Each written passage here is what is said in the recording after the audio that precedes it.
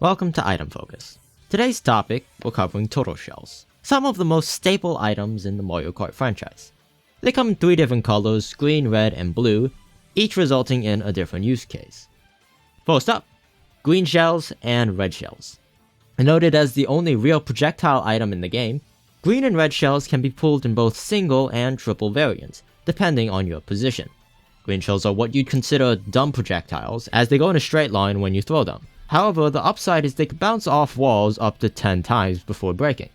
Red shells, on the other hand, are a little bit more fragile, as they can't bounce off walls at all, but their gimmick is that they home onto the player right ahead of you. At least they're supposed to. We're dealing with Mario Kart Wii here. If you remember in our bullet video, reds have their own lines that they follow just like the bullet.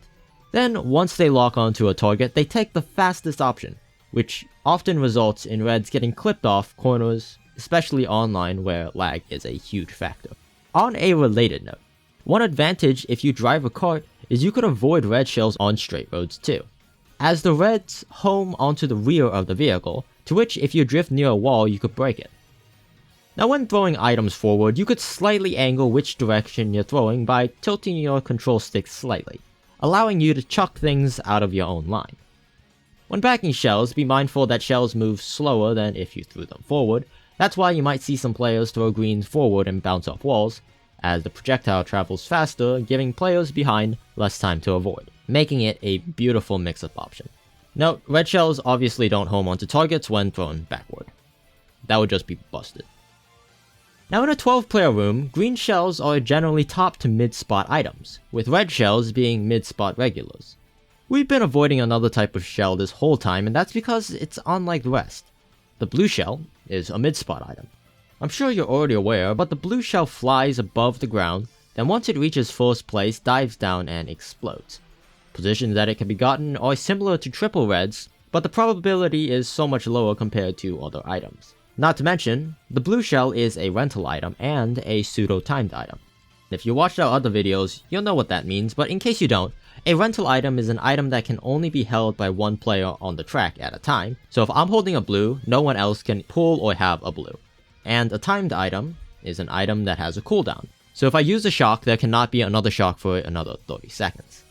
And that's why I said the blue shell was a pseudo-timed item, as the cooldown is only for the first 30 seconds of the race. Then after that, you could theoretically pull back-to-back blues.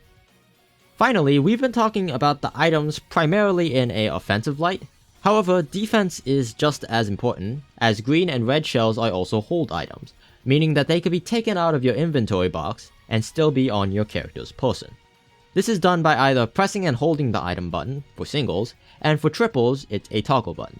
This is useful to avoid getting tail sniped and redded by people behind you while still chaining and getting other items. And if you want to be a little more advanced, it's used for shagging other mid spots.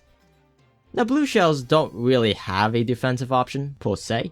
Inside CTGP you can carry a blue on your tail by toggling a setting, but you can't block anything with it. No, instead what we're going to cover for the blue is how to avoid it. There are the obvious options, like using a bullet, star, or mega, but the most common situation you'll find yourself in is with a mushroom. So let's try to understand the timing. You'll want to use your shroom right as the blue hits the highest point and it flaps its wings. If you use it too late, it's pretty obvious what happens, but a lot of people don't understand why using it too early shouldn't work. And that's because when the blue shell locks onto you, it begins to move the same speed as you. Then once it locks the speed, it dives down and connects. This is why just spamming something like a golden sometimes doesn't work, as the blue shell adapts to the higher speed that you're moving. The sudden speed change after the blue locks your current speed is what allows you to dodge the blue. Also note, spamming goldens does work to dodge blues as long as you activate one of the shroom usages during the proper timing window. So hopefully you've learned something. I'm editing this on Christmas Day, so I want to wish you all happy holidays.